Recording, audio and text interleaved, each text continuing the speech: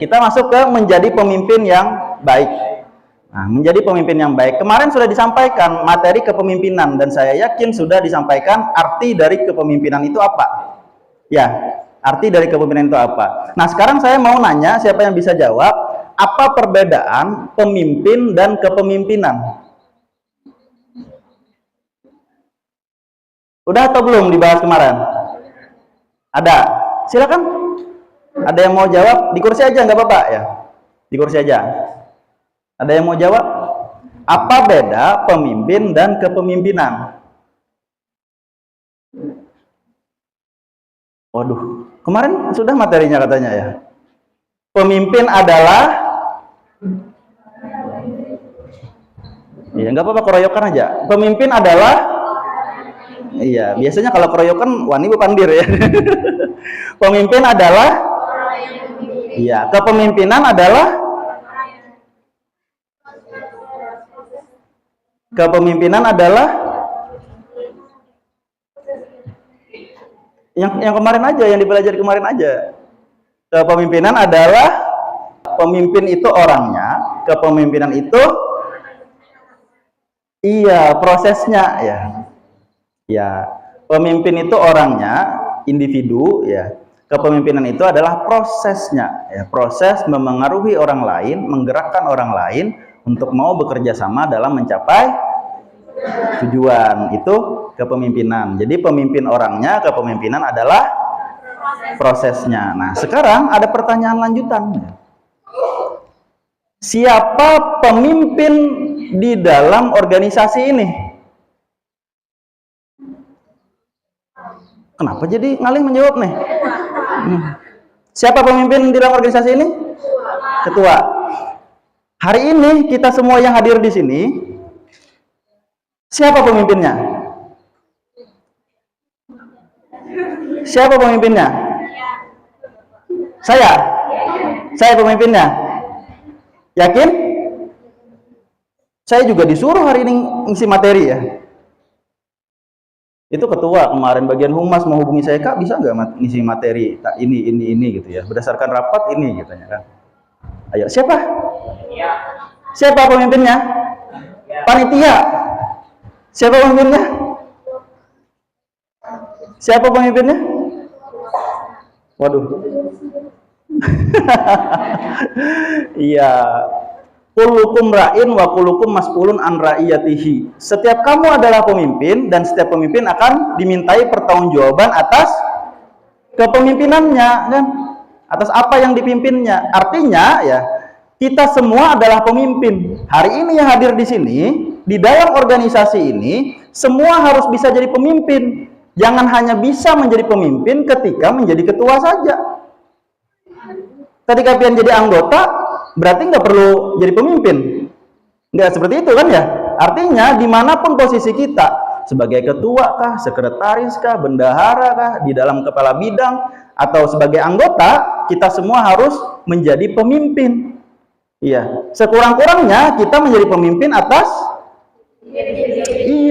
diri kita sendiri. Bagaimana susahnya di organisasi kalau yang hadir, kalau yang bergabung adalah orang-orang yang tidak mampu memimpin dirinya sendiri.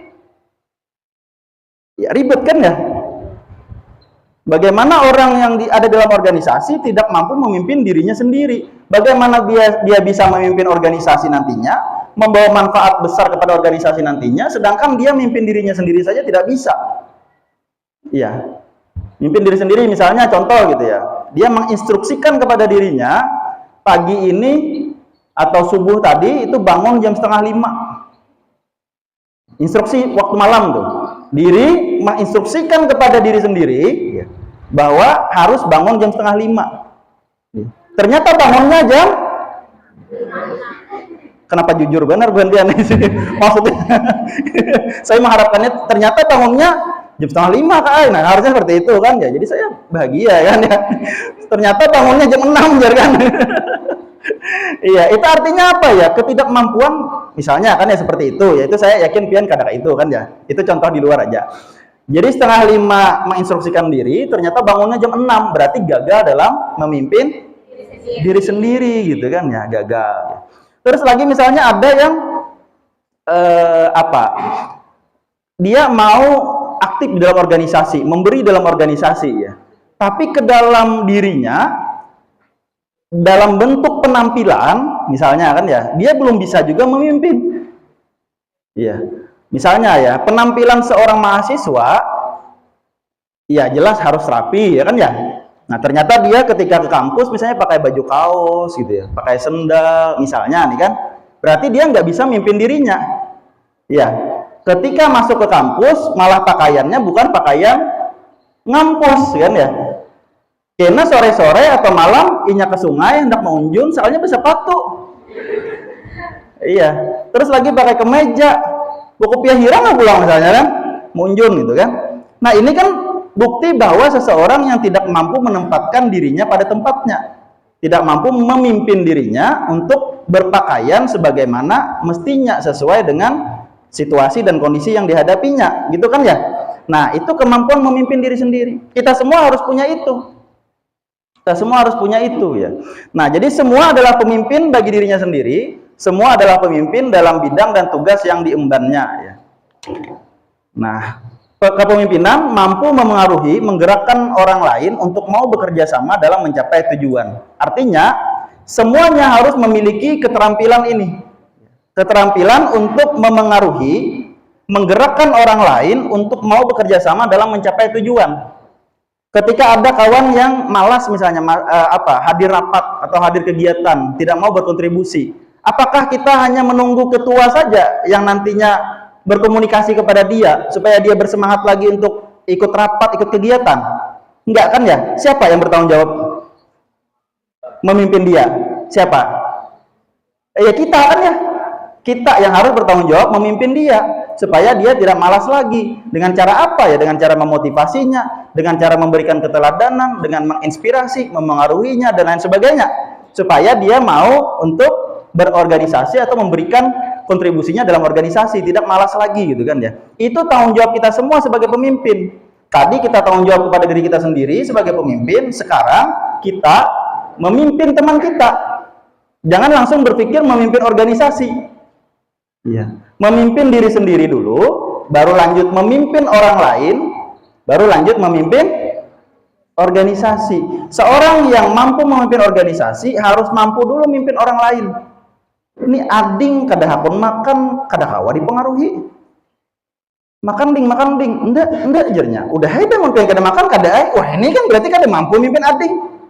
Harusnya kalau mampu memimpin ading, dia harus bisa memengaruhi, menggerakkan ading yang tadinya kada hendak makan supaya hakun makan. Lalu dia punya cara, punya strategi-strategi yang dia gunakan untuk supaya adingnya yang kada mau makan. Contohnya apa? Contohnya dikasih imbalan biasanya kan ya. Nah, bilanya mau makan habis ini atau sore ini kakak bawai bajalanan misalnya kan ya.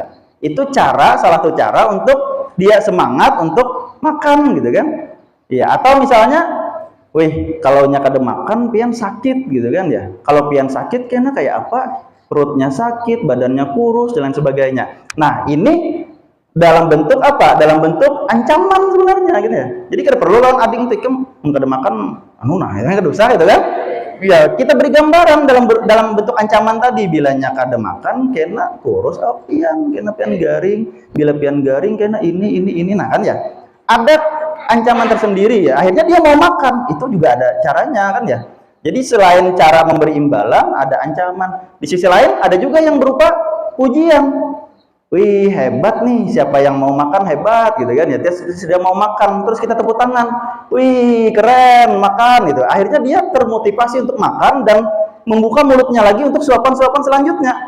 Karena apa? Karena ada penghargaan atau pujian itu tadi. Nah, cara-cara ini digunakan oleh seorang pemimpin dalam memimpin orang lain, dalam memimpin adiknya. Iya. Terus dia masih kada mau makan ya kalau ding ini pesawat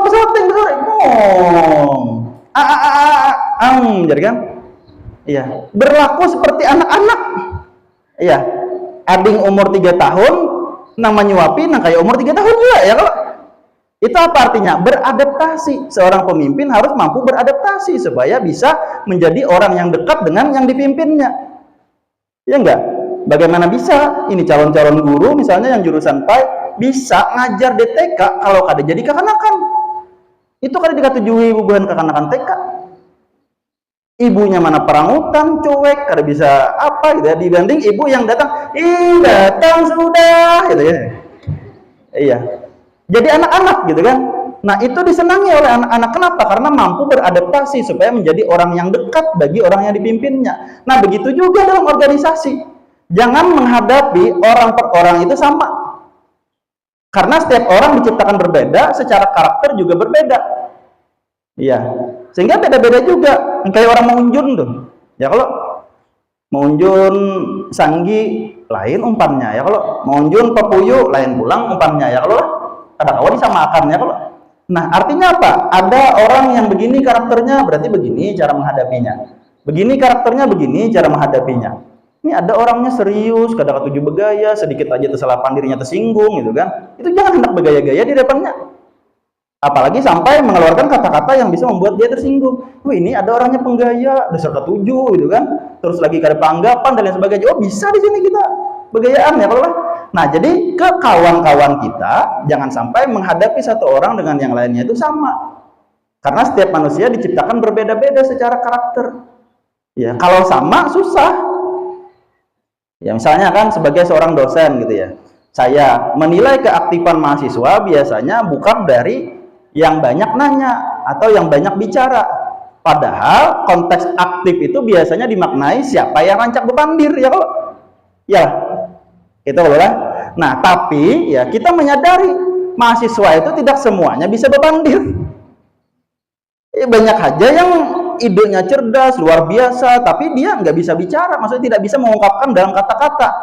Dia lebih hebat mengungkapkan dalam bentuk tulisan misalnya. Mana bisa kita menilai dia ini aktif atau tidak aktif hanya dari berbicara saja, padahal dalam bentuk tulisan dia hebat. Ya, terus lagi misalnya dia nggak bisa dalam bentuk tulisan, nggak bisa dalam bentuk kata-kata, tapi dia sangat perhatian. 1 jam dosen menyampaikan, 1,5 jam dosen menyampaikan, menjelaskan, selama 1,5 jam itu dia memperhatikan. Masa orang seperti ini dibilang nggak aktif? Yang tadi betakun itu sejam pada memperhatikan, pas jar dosennya, apakah ada yang ditanyakan? Ini malah angkat tangan kan? Padahal tadi 1 jam sebelumnya tidak memperhatikan. Pertanyaan sudah sanggup berdahulu mulai rumah.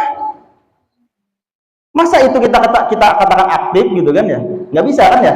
Nah, kenapa dosen ketika memberikan nilai aktif itu harus dilihat bagaimana mahasiswanya? Karena itu adalah bentuk keadilan sebagai seorang pemimpin. Sebagai seorang pemimpin di kelas. Iya, sebagai dosen tadi gitu kan ya. Kalau kita hanya menilai dari yang pandai bicara saja, nggak semua ya. Nggak semua bisa. Ini kan minggu depan ya, hari Minggu ya, kalau hari Sabtu atau Senin kalau tidak salah ada pelatihan public speaking kan ya, diadakan oleh himpunan mahasiswa PAI kan ya, minggu depan ya kalau tidak salah gitu ya. Nah, itu dari semua mahasiswa PAI nggak semua ikut kan, karena nggak semua memiliki ketertarikan soal berbicara di depan umum kan ya. Nah, apakah yang tidak ikut itu bisa kita kategorikan orang-orang yang memang tidak bisa maju ke depannya? Enggak harus juga kan ya. Banyak aja pemimpin-pemimpin kita yang kada bisa pandir. Ya, tapi ya Allah. Akhirnya pemimpinnya bagus misalnya kan. Ya, misalnya ada karakter-karakter pemimpin kita yang ya memang seperti itu gitu ya. Saya beri contoh misalnya kan Wapres 2 kali Yusuf Kala misalnya kan, JK tuh. Beliau tuh kalau bicara nggak terlalu jelas. Pernah nggak dengar JK bicara kan ya? Itu nggak terlalu jelas bicara gitu ya, maksudnya bisa campur-campur apa, tapi pemikiran beliau sangat luar biasa. Iya, sangat luar biasa. Terus ada lagi pemimpin kita Susilo Bambang Yudhoyono gitu ya, itu retorikanya bagus, cara bicaranya bagus gitu ya. Nah, apakah kita nilai misalnya SBY lebih baik daripada JK? Ya nggak mesti kan ya. Nah, karena berbicara itu tidak dimiliki ya, kemampuan berbicara dengan baik itu tidak harus dimiliki oleh semua orang. Ya, yang penting di dalam organisasi, di dalam memimpin itu pesannya sampai. Pesannya sampai. Tapi saya sarankan ya untuk pian-pian yang hadir di sini ya ada baiknya ikut dulu pelatihan public speaking itu supaya tahu memang ada bakat atau kemampuan di bidang itu atau tidak gitu kan ya. Setelah diupayakan secara maksimal ternyata nggak bisa juga ya baru pasrah. Ya, kepasrahan itu setelah berusaha gitu kan ya. Nah, jadi itu ya. Kemampuan Anda melihat berbagai macam karakter di dalam organisasi itu adalah tantangan bagi seorang pemimpin. Ya, makanya kalau ada kawan kita yang apa gitu ya, apa itu kemampuan kita untuk menghadapi itu adalah satu kepuasan tersendiri gitu. Oh, ini menghadapi ini seperti ini, menghadapi sini. Apalagi kalau dia punya masalah apa, kita bantu menyelesaikan masalahnya. Itu kepuasan tersendiri sebagai pemimpin. Nggak nunggu sebagai ketua dulu gitu ya, atau menjadi ketua dulu. Tapi kita sebagai temannya harus bisa menjadi pemimpin bagi dia. Nah, baik. Ini harus dipahami sehingga menjadi pemimpin bukan hanya ketua, bukan hanya pemimpin di dalam organisasi dalam hal jabatan, dalam hal posisi, tapi kita semua adalah seorang pemimpin ya. Nah, kalau semalam ya kemarin belum dijelaskan bahwa kita semua adalah pemimpin. Nah, hari ini saya pertegas saja ya bahwa kita semua statusnya di sini hari ini adalah pemimpin, dan kita yang akan berkontribusi, kita yang akan berbuat untuk organisasi ini nantinya sebagai seorang pemimpin dimanapun jabatan kita, dimanapun posisi kita. Sepakat ya? Oke, baik ya, saya lanjutkan.